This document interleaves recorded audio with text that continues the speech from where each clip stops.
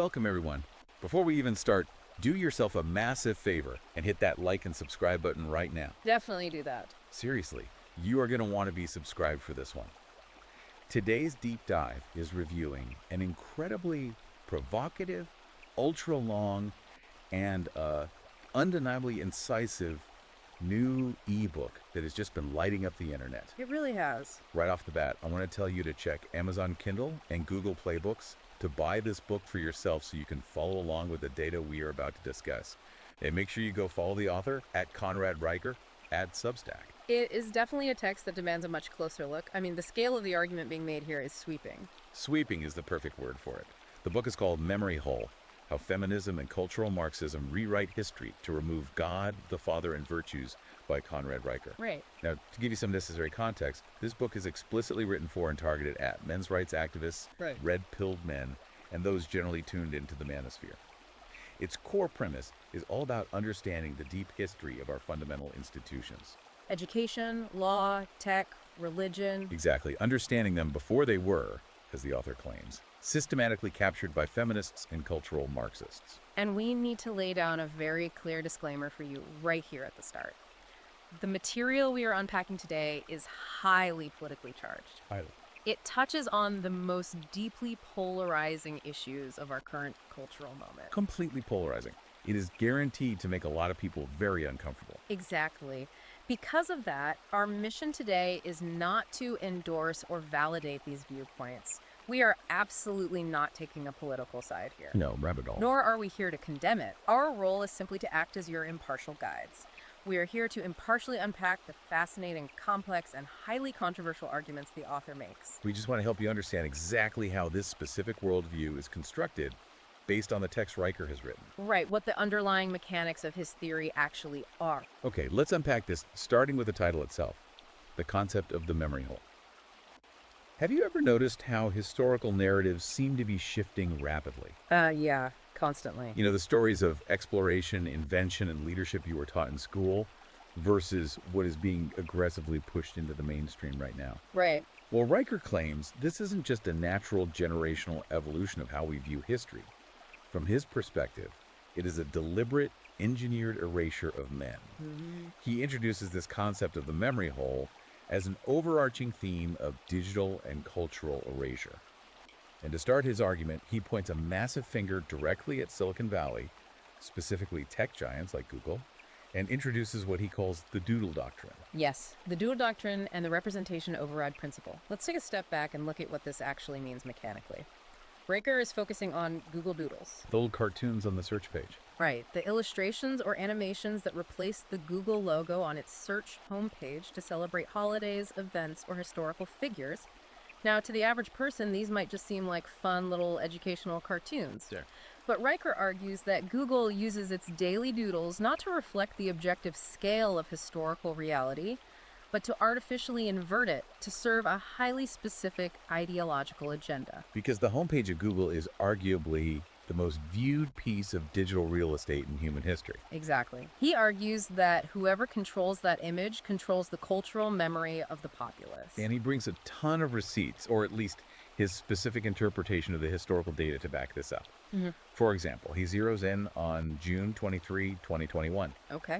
On that day, Google ran a doodle honoring Marie Tharp. Now, Tharp was a 1950s ocean floor cartographer. Riker spends a bit of time acknowledging that her work was perfectly solid and useful. Right, he's not saying she didn't do anything. Right. But he points out that June 23 is also the date historically associated with Captain James Cook, one of the most significant and consequential figures in the history of maritime exploration. Right. Cook charted more of the planet than any man before him. Hawaii, Australia, New Zealand, vast swaths of the Pacific. Yet, on his anniversary, Cook was entirely ignored in favor of Tharp. Riker uses this specific juxtaposition to illustrate a deliberate pattern. He claims it's not a mere oversight by a well-meaning tech company. He views it as a calculated editing of history. If we connect this to the bigger picture, Riker's arguing that the algorithm is performing a psychological operation. By elevating a relatively minor, albeit competent female figure over a massive male historical titan on his own anniversary, the platform is teaching the next generation something very specific. That male achievement is unremarkable. Yes, even on a civilization-altering scale. while female achievement, no matter the scale, is paramount. He highlights another glaring example that I found really interesting to read about. June 10th, that is the birthday of Nikola Tesla. According to the book, instead of honoring the man who fundamentally revolutionized electrical engineering, pioneered alternating current, and essentially laid the groundwork for the modern grid, Google chose to run a doodle for Dolores Alves. Dolores Alves. Right, who's Dolores Alves? Yeah. She was a 19th century Uruguayan apothecary and herbalist. And again, Riker's argument isn't necessarily that Alves was a bad person. She likely helped her local community immensely with her herbal remedies.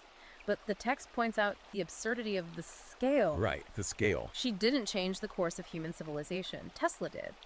Riker claims this substitution happens because of strict internal diversity quotas within these tech companies that inherently prioritize progressive ideology over actual historical impact. It gets even more pronounced. He cites a staggering example from June 6, 2023. June 6th is D-Day, the 80th anniversary of the largest amphibious invasion in human history. An operation that broke the back of fascism in Europe and cost thousands of young men their lives in a single morning. Right. On that specific day, instead of honoring the soldiers who stormed Normandy, Google ran a doodle honoring a local Portland transgender activist who had absolutely zero connection to the military, the event, or the era. What's fascinating here is how Riker connects these specific, highly visible digital choices to broader cognitive and psychological shifts in modern society. He makes the case that this constant drip feed of altered history is actually working. It is working, yeah. To prove this, he cites a 2023 Harvard digital memory study claiming that 73% of Generation Z now believe a woman invented the light bulb. Well, I want to stop on that statistic for a second. 73%. Is Riker actually suggesting that a vast majority of an entire generation has had their basic historical knowledge completely overwritten? According to the argument laid out in the book, yes, absolutely. Riker points out the mechanics of how this happens. If you typed who invented the light bulb into a search engine recently, he claims the algorithm would actively surface women in STEM listicles and articles about female laboratory assistants long before it mentioned Thomas Edison or Joseph Swan. He argues that this isn't an organic shift in public interest, it's top-down algorithmic engineering. He points to Google's alleged response to user complaints when they skipped Albert Einstein's birthday. They allegedly replied, "We celebrate underrepresented voices." For Riker, this phrase is the smoking gun of his thesis. How so? Because he argues that the tech giants aren't denying Einstein's genius, they are simply stating that they no longer care about genius, innovation, or historical impact if it happens to come from a white male historical figure. So excellence isn't the metric anymore. Exactly. Excellence is no longer the metric for celebration demographic underrepresentation is. He calls this soft totalitarianism. He makes a point to say it's not the jackboots, gulags, and secret police of the 20th century. It's cheerful cartoons, colorful logos, and friendly community guidelines quietly rewriting reality right in front of us. Right. And Riker claims this digital erasure doesn't stay on the screen, it spills directly into the physical world. This brings us to a massive section of the book, the war on statues and what he terms historical gaslighting. This is a major structural pillar of his entire worldview. Riker characterizes the recent wave of removing historical monuments as reverse iconoclasm. Let's define that. Iconoclasm is the destruction of religious icons or monuments, usually for religious or political motives. Riker argues the modern goal isn't to correct historical injustice or foster a more inclusive public square. He claims the goal is a systematic, methodical destruction of merit-based monuments, specifically male ones, and replacing them with symbols of grievance and victimhood. He gives some examples that genuinely make you pause and wonder about the underlying logic of these movements. For instance, in Rio de Janeiro, rioters tore down a statue of Hans Christian Andersen. Hans Christian Andersen. Now think about that. Hans Christian Andersen, the guy who wrote The Little Mermaid, The Ugly Duckling, and The Emperor's New Clothes. Riker asks the reader, why him? Yeah, why him? He wasn't a conqueror. He wasn't involved in the slave trade. He wasn't a political tyrant. He was a storyteller. Right. Riker claims he was targeted simply because he was a successful, dead white male, and therefore, in the eyes of the mob, inherently part of an oppressive patriarchy. He pairs that with the situation in London, where the monument to Winston Churchill was repeatedly defaced and spray-painted with the word racist, requiring it to be boarded up in a protective box. The text argues that this entirely ignores his singular role in holding the line against Adolf Hitler when the rest of Europe had fallen. Riker draws a very sharp, deliberate contrast here to highlight the ideological hypocrisy. Right. The double standard he points out is wild. Precisely. He points out that while figures like Churchill, James Cook, or even Abraham Lincoln are targeted for removal or vandalism, statues of actual historically verified mass murderers and dictators remain entirely untouched or are quietly respected on progressive university campuses. Yeah, he lists a few, right? He specifically names statues and busts of Mao Zedong, Vladimir Lenin, and Idi Amin. The author argues this exposes the reality of the movement. It is not about human rights. If it were, Mao and Lenin would be the first to go. Instead, Riker claims it is specifically about dismantling the archetypes of Western masculine success. Here's where it gets really interesting. He talks about the institutional complicity in this erasure. It's not just angry mobs in the street. It's the administrators in the highest halls of academia. Yes. He points to Yale University renaming Calhoun College. Now, John C. Calhoun is a controversial historical figure, but Riker points out that the university administrators explicitly stated they were renaming the college because the name itself sounded oppressive to current students. Just the sound of it. Not because they had uncovered new historical facts, but because the mere phonetic sound of a historical male name was deemed psychologically harmful. And he extends this institutional critique to our national museums. Riker claims the American History Museum in Washington, D.C. removed a prominent display on the Wright brothers, the men who literally invented, built, and flew the first powered aircraft, and replaced it with an exhibit on lesbian aviators of the 1980s. I have to ask, what is the author's angle on the aviators they replaced the Wright brothers with? Does he claim they made significant technological leaps? According to Riker, no. He explicitly states that these 1980s aviators never broke significant speed records, didn't invent new aerodynamic frameworks, and never flew combat missions. Oh. Their primary historical achievement in the context of the museum exhibit was their sexual orientation and gender. The author uses these examples to build a psychological theory he calls the guilt transfer framework. Okay, break down the guilt transfer framework for us. How does the author see this operating on the mind of the average man walking down the street? The premise here is that this is a sophisticated psychological warfare tactic. By tearing down statues of male builders, explorers, and leaders, the culture is attempting to blame living men for the alleged sins of the past. Okay, I follow. If you can convince a society that men of the past built absolutely nothing of value, or that their massive technological and cultural achievements are entirely negated by their personal flaws or the moral standards of the 21st century, then modern men are left with no historical lineage. They're severed from their roots. Exactly. Therefore, instead of drawing inspiration and pride from their ancestors, modern men are forced into a state of perpetual apology. That makes the anecdote he shares about the father in Bristol, UK, make total sense within his framework. Riker tells the story of a local father who went out to physically defend a statue of Edward Colston. Right. Now, again, Colston is a highly controversial historical figure deeply tied to the transatlantic slave trade. But Riker isn't defending Colston's history. He's highlighting the state's reaction. The double standard again? Yes. This father was arrested by police under the UK's Public Order Act for defending the public monument, while Riker notes that the vandals who illegally tore it down, dragged it through the streets, and threw it into the harbor walked entirely free and were celebrated by local politicians. This raises an important question for Riker's readers. Who does the law actually protect? He argues that the ultimate goal of removing these statues, renaming these buildings, and prosecuting men who resist isn't just about changing bronze and marble. Right. It's about removing the historical justification for male leadership. If the past is entirely toxic, then male authority in the present is entirely illegitimate. Which flows seamlessly into his next major section, the airbrushing of inventors and warriors in the education system and in entertainment media. Yes. Riker argues that this erasure isn't just happening in Silicon Valley algorithms and national museums, it's happening right in your kids' classrooms. It's targeting the most vulnerable minds. He shares a deeply personal and frustrating anecdote about flipping through his 12-year-old nephew's middle school history textbook. Yes, the textbook anecdote is a cornerstone of this chapter. Riker claims he found passages asserting that indigenous caregivers or communal feminine energy were primarily responsible for the construction of the Egyptian pyramids, the conceptualization of the light bulb, and the early iterations of the steam engine. It sounds almost like parody, but he presents it as verified curriculum.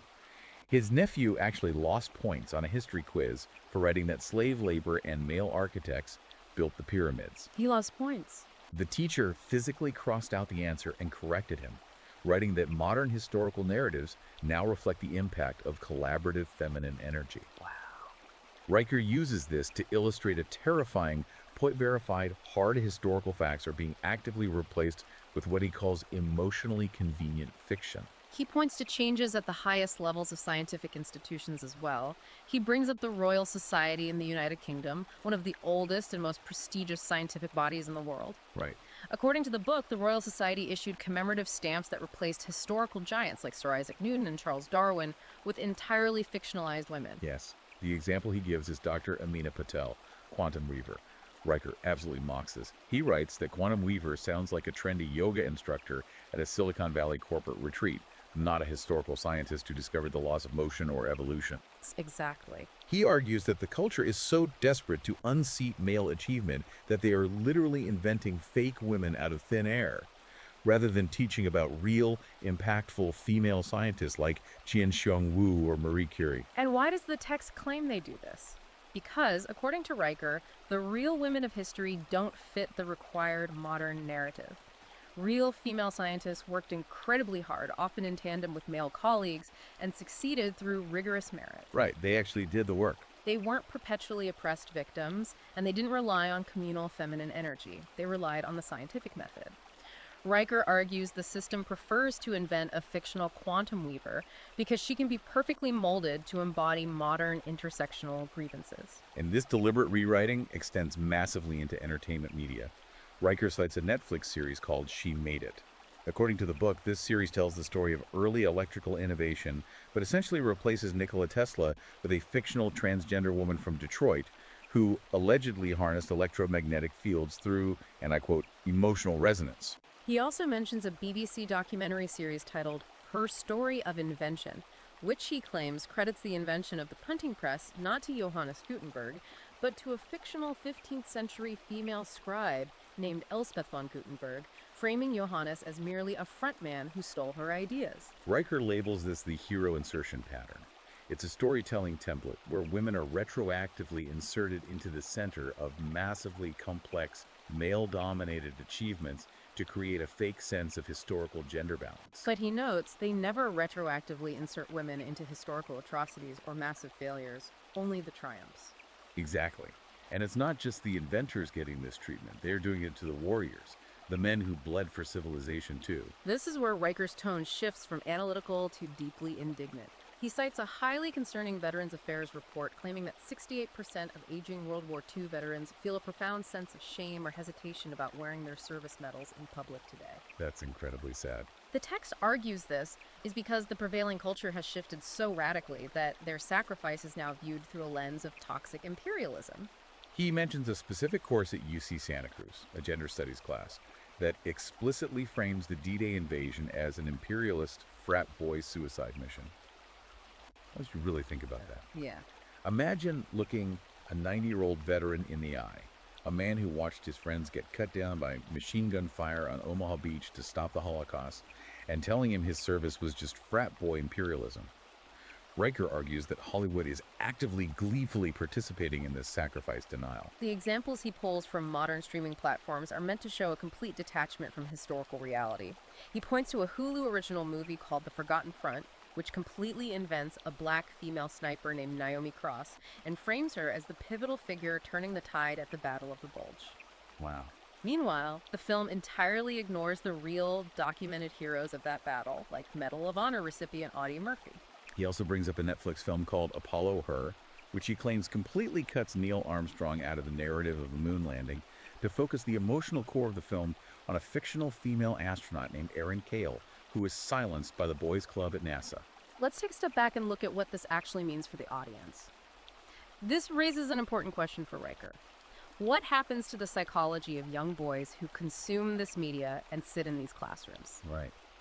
If every inventor is revealed to be a thief and every warrior is framed as a toxic imperialist, what model of masculinity is left for a young boy to aspire to? This leads directly into his massive thesis on the boy crisis and what he formally calls pedagogical capture. Right. And if you have a son, a nephew, or a grandson, you need to hear exactly what Riker is laying out here.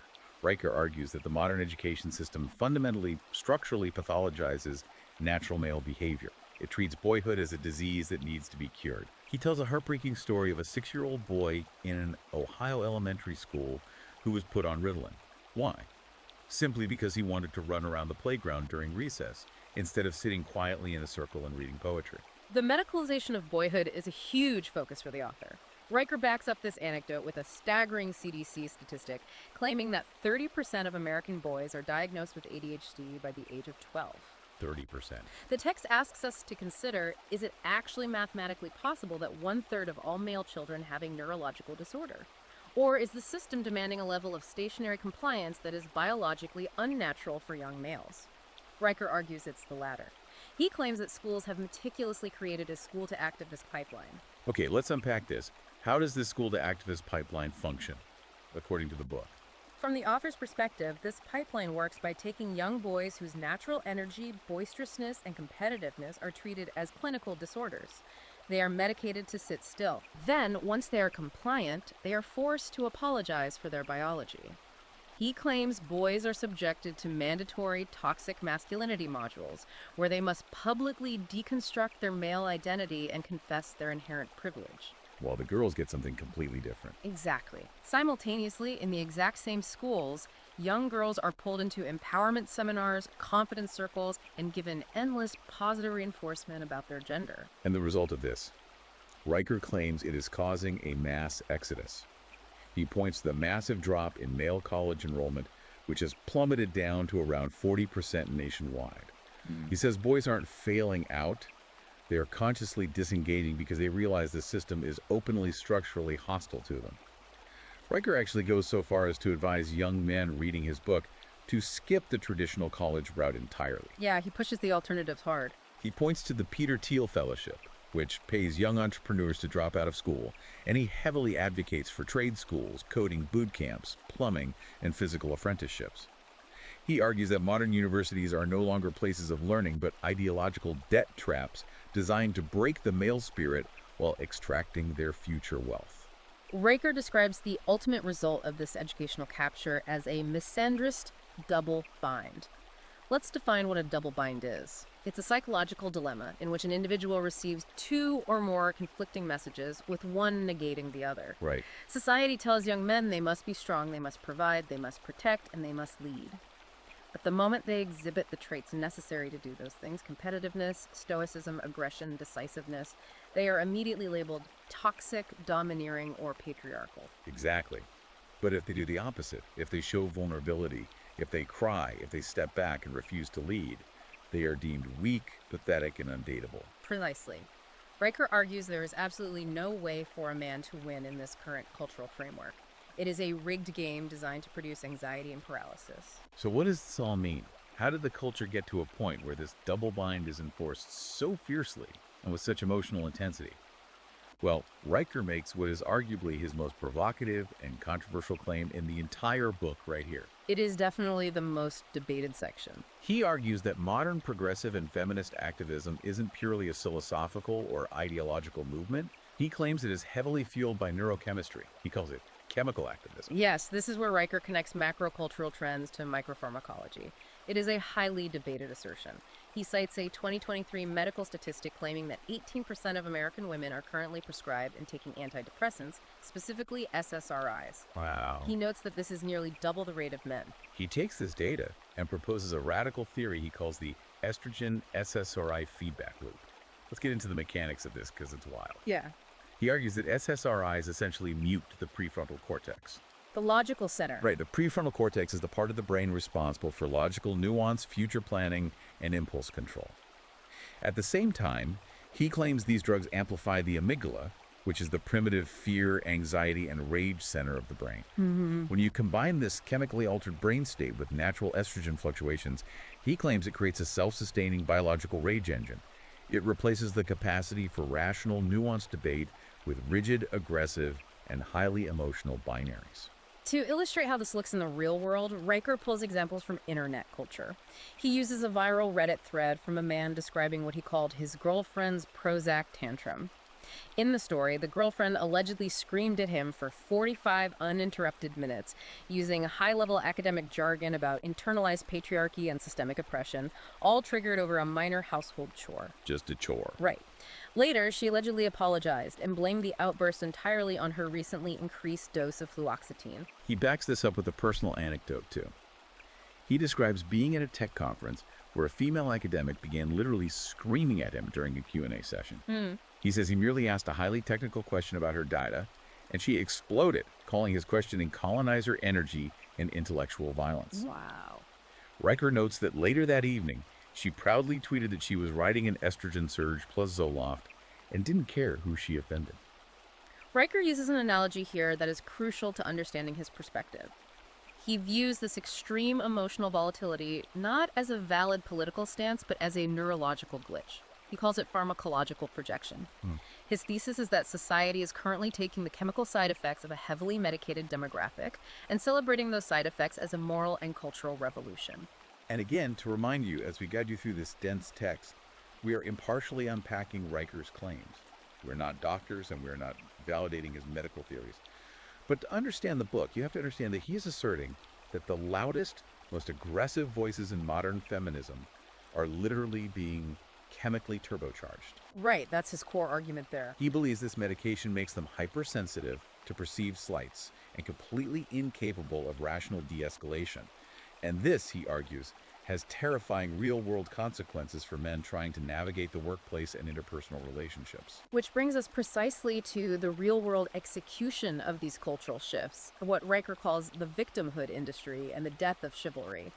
He dedicates a massive portion of the book to diving deep into how corporate human resources departments, university Title IX tribunals, and the overarching Me Too movement have been weaponized to structurally eliminate men. Let's talk about the mechanics of that weaponization.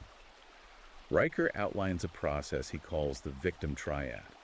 It consists of 3 steps: accuse, amplify, annihilate. He argues that the cultural mandate to believe all women, which sounds like a plea for empathy on the surface, actually functions as a mechanism to entirely bypass legal due process. Right. It inherently shifts the burden of proof, treating men as guilty upon the moment of accusation, with no evidence required other than the emotional testimony of the accuser. To demonstrate this shift, he gives a chilling example of a Boeing aerospace engineer who was suspended from his job and had his career derailed. Why? Was he accused of physical harassment or inappropriate touching? No. No. According to the text, the engineer was suspended simply for sharing a peer-reviewed Wall Street Journal article about spatial reasoning differences between men and women in a private, employee-only Slack group. A peer-reviewed scientific article. Yes. But the corporate HR department labeled the mere presence of the article as creating a hostile work environment. Riker argues this case perfectly illustrates how the modern corporate system protects female emotional comfort over factual, scientific discussion, putting men's livelihoods in constant, unpredictable jeopardy. It's all subjective. Exactly. The rules are entirely subjective and based on the feelings of the most easily offended person in the room. And this weaponization doesn't just stay in corporate Slack channels. It extends into basic, everyday interactions on the street, resulting in what Riker terms the chivalry penalty. This is where the book gets incredibly bleak. He provides several striking anecdotes of men trying to do the right thing and being punished for it. Right, like the incident he details involving a man in Toronto. This man was on a crowded public transit train and politely offered his seat to a woman who appeared heavily pregnant. Just a normal, polite thing to do. Exactly. Instead of a simple thank you or a polite decline, the woman took offense. She reported him to the transit police, accusing him of performative paternalism and assuming she was weak. The man was actually issued an official warning by the transit authority. Or the story of the Austin, Texas firefighter. Riker claims this firefighter, while on duty, helped an elderly woman safely cross a busy street. But a younger woman, observing the interaction, reported him to his department's HR, claiming he was invading personal space and asserting male dominance over the elderly woman. Wow. The firefighter was formally reprimanded. The statistics Riker pulls to back this up are startling. He cites records indicating that the UK Metropolitan Police logged 127 specific cases in a single year, of men being investigated or arrested for assault, harassment, or disturbing the peace simply after they physically intervened to help women who appeared to be in distress, such as breaking up a mugging or offering first aid. If we connect this to the bigger picture, what is Riker saying the outcome of this is? He argues that this creates a massive society-wide disincentive loop. Why would any rational man offer his seat, hold a door, or intervene in a dangerous situation if the simple act of offering help risks his career, his reputation, or his freedom? The risk-to-reward ratio for chivalry has been inverted. Exactly. He cites a comprehensive Harvard sociological study showing a precipitous 22% drop in male civic participation over the last decade. This includes volunteering, mentoring at-risk youth, coaching Little League, and neighborhood watch programs. They're just stepping back. Right. Riker asserts that men aren't becoming lazy. They are actively withdrawing from public life out of sheer self-preservation. Riker's point is that society is aggressively punishing the very male virtues, altruism, protection, and physical intervention that it used to rely on to keep the social fabric intact. And Riker doesn't just see this systematic dismantling happening in secular institutions like HR departments or schools. He pushes his thesis into the spiritual realm. He argues that cultural Marxism is actively dismantling the metaphysical foundation of masculinity within the church itself. This brings us to his section on religious revisionism, or what he dramatically calls the sacred inversion. He claims that the effort to erase men goes all the way up to the concept of God. Yeah, this part's intense. He details the case of Pastor Mark Jennings, a minister who was literally defrocked and removed from his congregation. Why? Because he refused mandates to refer to God as they and insisted on using traditional biblical masculine pronouns during his sermons. Riker points out that this isn't an isolated incident. He notes that Sweden's state church officially voted to remove the word father from its liturgy entirely, replacing it with gender-neutral terms like the parent, the nurturer, or the source. Furthermore, he points to modern Bible translations. He specifically calls out the New Revised Standard Version Updated Edition, the NRS View. According to Riker's analysis, this modern translation deliberately removed the word father 127 times from the Gospels, systematically swapping it for generic gender-neutral alternatives. The examples of this theological shift are wild. He highlights a massive United Nations project called Faith and Gender Equality. Riker claims this initiative is actively working with progressive theologians to rewrite the Genesis narrative. Right. The goal: to linguistically frame Eve, not Adam, as the primary image of God. And if that wasn't enough, he mentions a paper from the Harvard Divinity School that seriously suggested the biblical prophet Moses might have suffered from gender dysphoria. Really? Yes, simply because he was initially reluctant to take on the hyper-masculine role of leading the Israelites out of Egypt. What's fascinating here is Riker's extrapolation of these theological events.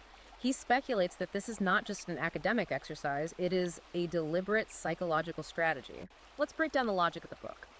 When you systematically erase the concept of the Father from God, when the ultimate archetype of authority, creation, and judgment is stripped of its masculinity, you conceptually erase the necessity of the Father from the human family. Wow. So he's linking the changing of Bible pronouns directly to the breakdown of the nuclear family. What? Yes. The text argues that religion has historically provided men with a metaphysical framework for their responsibilities. God the Father provides the blueprint for the human father. By neutering the divine, Riker argues, the church is leaving men spiritually disarmed. They are alienated from their faith, told that their masculine instincts are sinful, and further isolated from the moral frameworks that used to give their sacrifices meaning. So we've covered the digital erasure by tech algorithms, the physical erasure in museums and statues, the psychological capture of boys in education, the chemical volatility of modern activism, the HR weaponization of the workplace, and the neutering of God in religion. It's a lot. It is. But Riker argues that the ultimate trap, the final boss for men in modern society, is the family core system and the broader societal narrative about privilege. This brings us to his devastating chapter on the myth of patriarchy and what he bluntly calls the marriage plantation.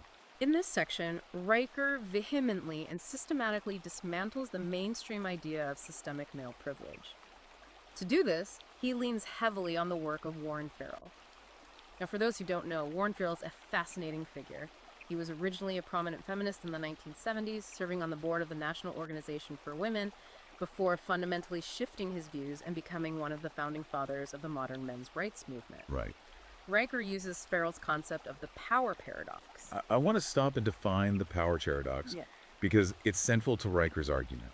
The idea is that society looks at the absolute apex of the hierarchy, CEOs, presidents, billionaires, and sees that they are mostly men. Therefore, society concludes that men have all the power. Right. But the paradox is that if you look at the absolute bottom of society, the homeless, the incarcerated, the suicide victims, the workplace fatalities, they are also overwhelmingly men. Riker argues that true systemic power doesn't look like an hourglass with men at the top and bottom. Systemic power means you are protected, and men are not protected. To put a human face on this paradox, Riker tells the heartbreaking, infuriating story of Earl Thompson. Thompson was a generational coal miner. He worked brutal 80-hour weeks deep underground for 30 years to provide for his family. He eventually died of black lung disease at the age of 58. Tragic. Riker juxtaposes Earl's life with a quote from an elite tenured professor at Oberlin College who used demographics like Earl as an example of privileged patriarchal labor. Riker asks the reader directly, where exactly is the privilege in dying early, coughing up coal dust from a dangerous job that destroys your body just to keep the lights on for the rest of society?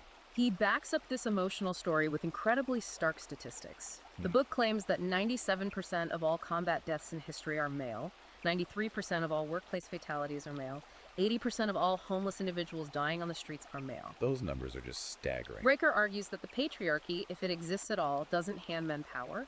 It hands them a shovel, points them toward the danger, and demands they dig until they drop. And then, when those same men try to do what society tells them is the honorable thing, build a family, Riker claims they unknowingly step onto what he calls the marriage plantation.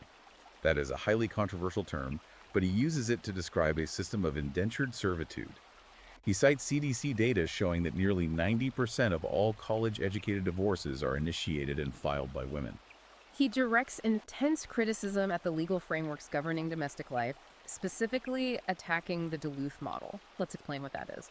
The Duluth model is a framework developed in the 1980s that drives a massive majority of domestic violence intervention programs and police training across the country. Okay. The core tenet of the Duluth model is that domestic violence is entirely rooted in patriarchal power and control.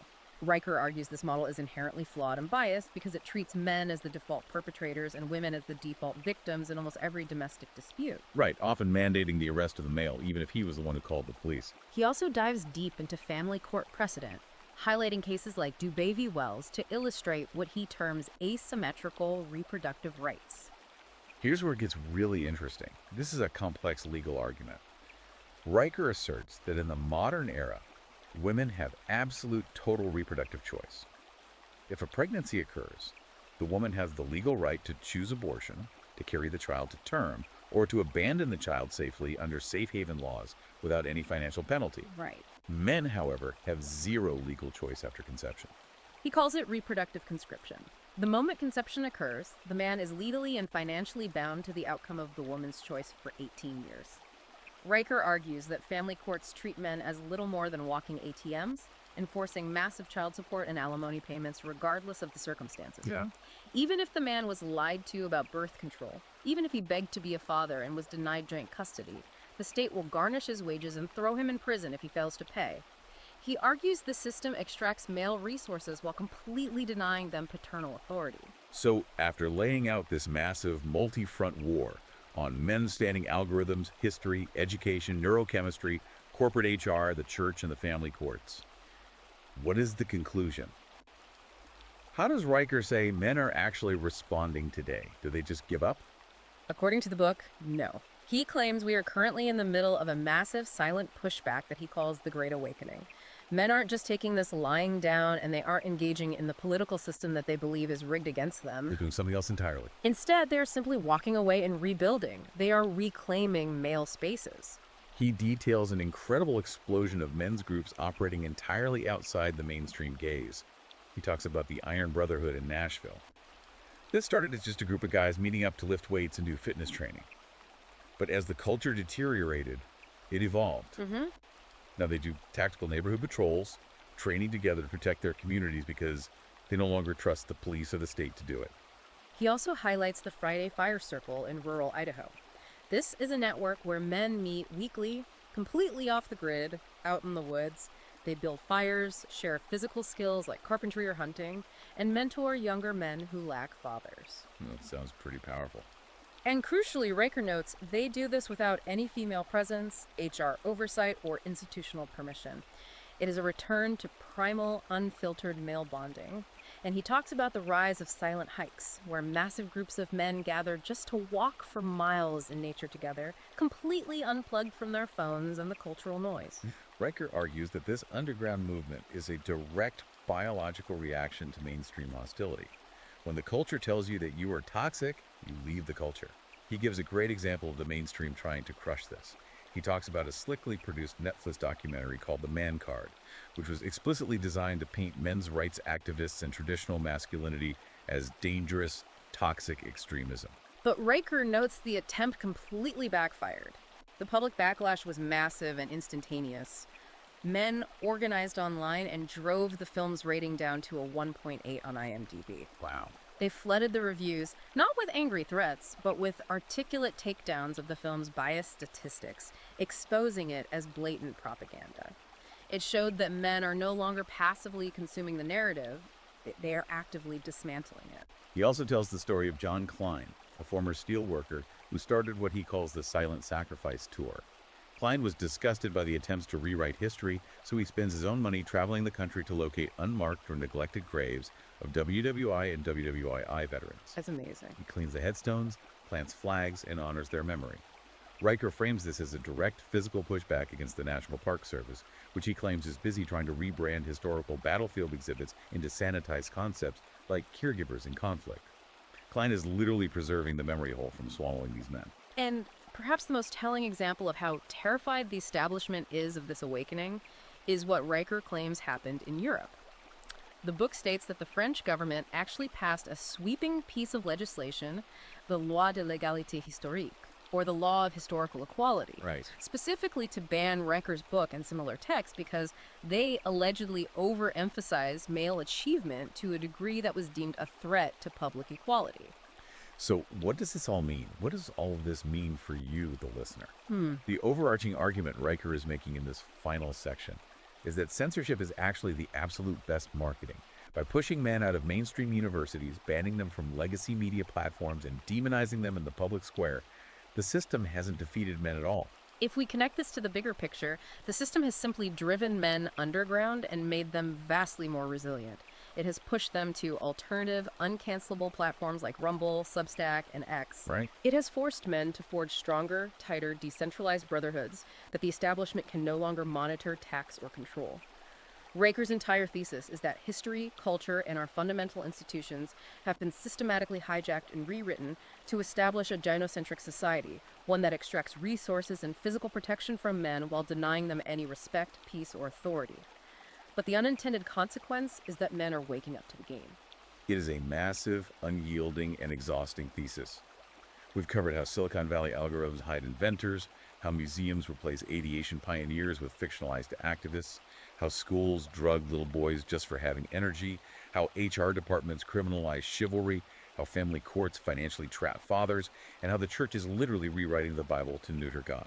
Conrad Riker's book, Memory Hole, leaves absolutely no stone unturned in its meticulous attempt to wake men up to this perceived reality. This raises an important question, and it's a provocative thought I want to leave you with today. It's a concept that builds on everything we've discussed.